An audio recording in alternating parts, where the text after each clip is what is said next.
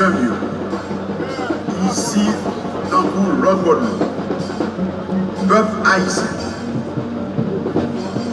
Jeudi, c'est 1er janvier. Nous avons fêté l'indépendance du pays d'Haïti. Grâce à grand maître, nous voyons une nouvelle année. Malheureusement, il y a un pile l'autre compatriote qui n'a pas de chance là.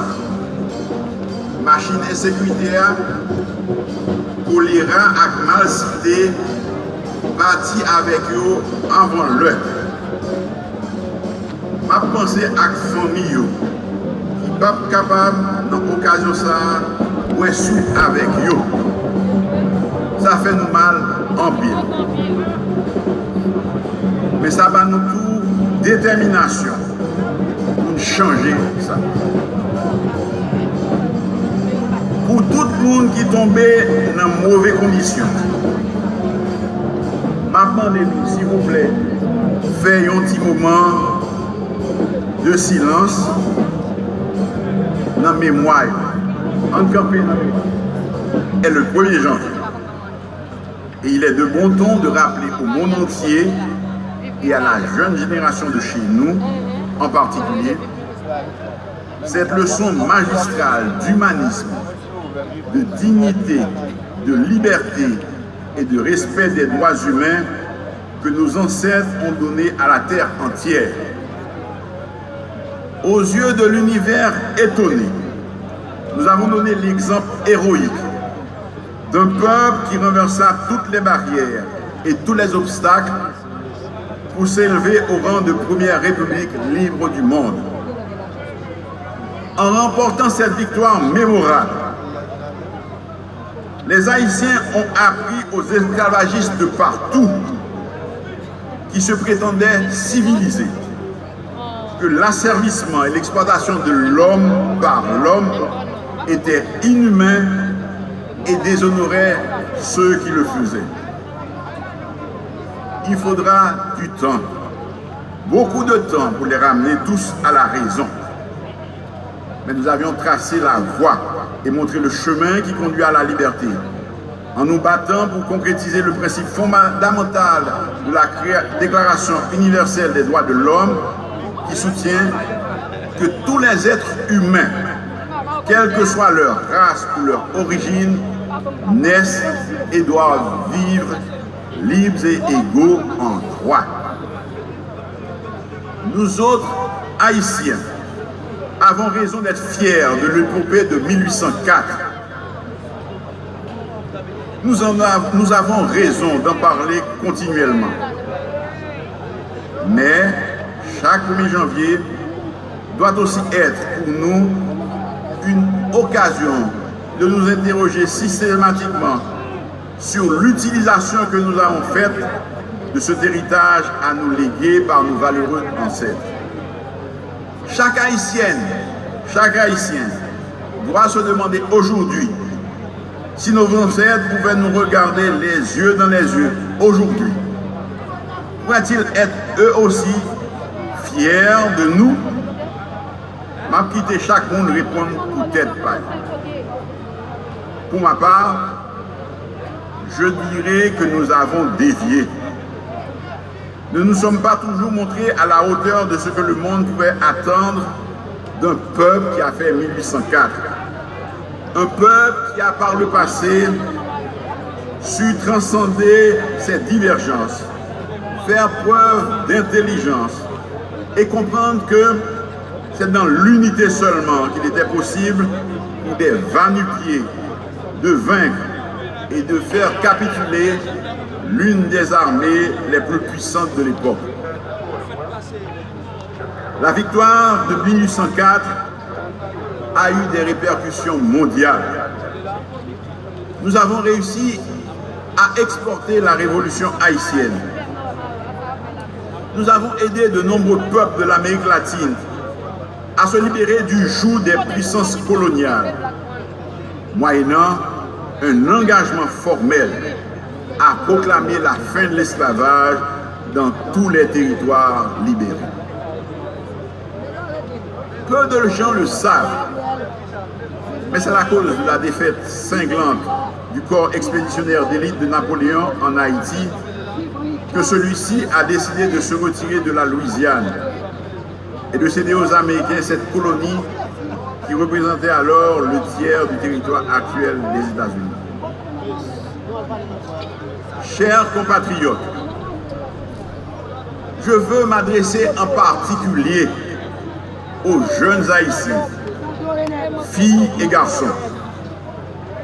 Notre population est composée majoritairement de jeunes. Vous êtes l'avenir d'Haïti. C'est sur vous que la nation compte pour que les choses changent irréversiblement ici. L'Haïti de demain sera ce que vous aurez décidé d'en faire. Il y a une génération de femmes et d'hommes qui ont lutté pour le changement, mais qui s'en vont sans avoir les résultats probants de leur lutte. C'est vous qui devez prendre la relève et maintenir le flambeau. C'est sur vos épaules que repose la lutte de responsabilité de faire briller à nouveau aux yeux du monde l'étoile de notre cher Haïti. Moi déjà entendu nous cap dire de papa jeune yo chance pour faire ça au café. Moi connais bien un pile dans nous qui découragé avec situation pays qui paraît qui avenir yo gagné pas boy ici. Moi connais bien un pile dans nous qui veut écraser yo quitter ça pour aller prendre chance l'autre côté. Jeudi 1er janvier, c'est un jour pour nous penser et agir en l'autre manière. Un pays, une nation, c'est d'abord le monde qui fait ça. Je vais répéter ça. Un jeune gens pour nous changer ça, c'est si nous faisons ça, nous devons faire pour changer ça qu'a changé. Nous ne pouvons pas bailler les gains. Nous ne pouvons pas bailler les gains. Oui, moi, nous sommes capables. Nous pouvons changer la situation mal au pays. Nous pouvons, vous pouvez devenir des gouverneurs de la rosée. Nous pouvons, vous pouvez devenir les maîtres de votre destin et de la destinée de votre pays.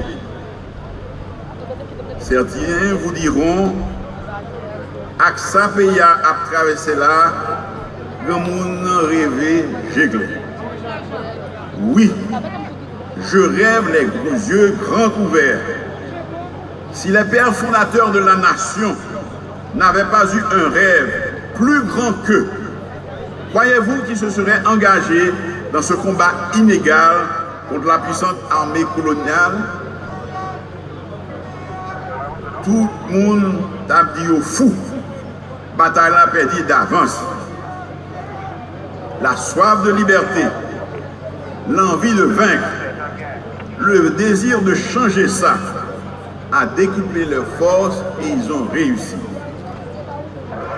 Aujourd'hui, nous faisons face à des difficultés qui semblent insurmontables. Les raisons d'abandonner, de tout laisser tomber et d'aller voir ailleurs ne manquent pas. Mais je veux, à l'occasion de la commémoration du jour de l'indépendance, lancer à mes sœurs et à mes frères d'ici et de la diaspora un message de foi, un message d'espérance. Parce que j'ai foi dans notre capacité à faire taire nos divergences. Parce que j'ai foi en notre capacité à mettre entre parenthèses nos égos et nos intérêts individuels. Parce que j'ai foi dans notre capacité à reconstruire cette union qui a fait la force de nos ancêtres.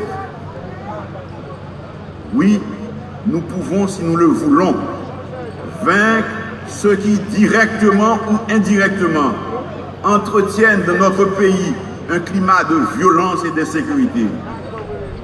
Oui, nous sommes capables de mettre hors d'état de nuire ceux qui arment des jeunes désespérés leur fournissent des munitions et les envoient tuer, kidnapper, violer, bloquer la libre circulation des personnes et des biens, paralyser des pans entiers de notre économie, prendre tout un pays en otage et de nous priver de notre liberté si chèrement conquise.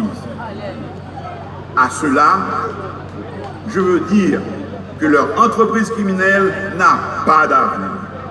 Ce genre de comportement n'a pas sa place dans Haïti nouvelé. Aujourd'hui, demain, après-demain, le peuple haïtien finira par les mettre en déroute avec ou sans appui.